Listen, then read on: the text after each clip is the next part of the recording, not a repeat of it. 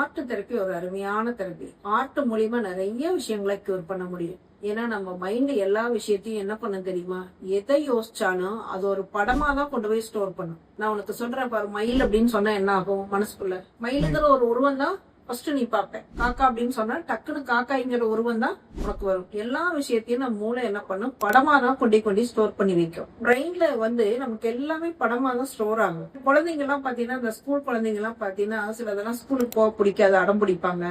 என்ன ரீசன்னா அவங்களுக்கு ஃப்ரெண்ட்ஸ் சரியா அமைஞ்சிருக்க மாட்டாங்க, இல்ல டீச்சர்ஸ் வந்து சரியா அமைஞ்சிருக்க மாட்டாங்க, இல்ல ஸ்கூல் மாத்தும் போது குழந்தைங்களுக்கு அந்த பிரச்சனைகள் வரும். ஒரு இடத்துல இருந்து இன்னொரு இடத்துக்கு வரும்போது ஒரு 10 வயசுக்குள்ள வர குழந்தைங்களுக்கு அந்த பிரச்சனைகள் வரும். திடீர்னு ஸ்கூல் மாத்துறாங்க. அப்ப அந்த குழந்தைங்களுக்கு வேற வழியே இல்ல. அப்பா அம்மா டிரான்ஸ்ஃபர் ஆகி போயிடுவாங்க, ஸ்கூல கொண்டு வேற ஸ்கூல்ல போட்டுருவாங்க. அது ஒரு நல்ல ஃப்ரெண்ட் செட் ஆயிருப்பாங்க. அதெல்லாம் விட்டுட்டு டக்குன்னு மாத்தும் போது வேற ஒரு சூழ்நிலைக்கு போனா அந்த குழந்தைக்கு பிடிக்கவே பிடிக்காது, அந்த ஃப்ரெண்ட்ஸ் பிடிக்காது, டீச்சர் நான் போக மாட்டேன், ஸ்கூலுக்கு போக மாட்டேன் அழுவாங்க. சில குழந்தைங்களுக்கு வீட்டுல பேரண்ட்ஸ் சண்டை போட்டுட்டே இருப்பாங்க. அப்படி சண்டை போட்டுட்டே இருக்கும்போது அந்த குழந்தைங்களால வெளியே சொல்லவும் முடியாது. உள்ளுக்குள்ளேயே அதை வச்சுக்கிட்டு அது வேற மாதிரி, எனக்கு ஒரு நாளைக்கு தலைவலிக்குதுங்க, ஒரு நாளைக்கு வாந்தி வருதுங்க, இந்த மாதிரி ஏதாவது ஒரு வேற ஒரு ரீசனே தான் சொல்லிட்டே இருப்பாங்க. குழந்தைங்களுக்கு சொல்ல தெரியாது இந்த ரீசன்னால, இந்த பிரச்சனைனால இந்த இது வருது அப்படின்னு சொல்ல தெரியாது. ஆனா அவங்களுக்கு பாடி சிம்டம் சொல்லுவாங்க. எனக்கு திடீர்னு மயக்கம் போட்டு விடுவாங்க, திடீர்னு நான் ஸ்கூலுக்கு போக மாட்டேன்பாங்க, அடம்பிடிப்பாங்க, திடீர்னு சாப்பிடாம அடம்பிடிப்பாங்க, ஏதாவது ஒரு விஷயம், இல்ல எனக்கு தலைவலிக்குதும்பாங்க, வாந்தி வருதும்பாங்க, ஏதாவது ஒண்ணு சொல்லுவாங்க. அந்த மாதிரி குழந்தைங்களை கூட்டிட்டு வந்தா அந்த குழந்தைங்களுக்கு எக்ஸ்பிரஸ் பண்ணவும் தெரியாது.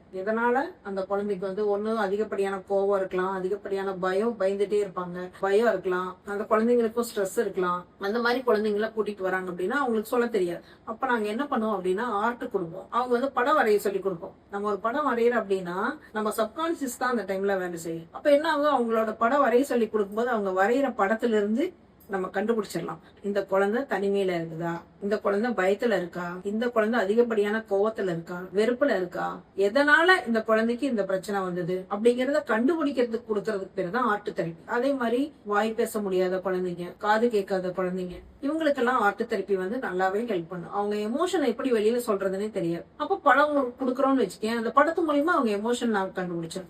அதுக்கப்புறம் அவங்களுக்கு ட்ரீட்மெண்ட் கொடுக்கறது ஈஸியா இருக்கும்.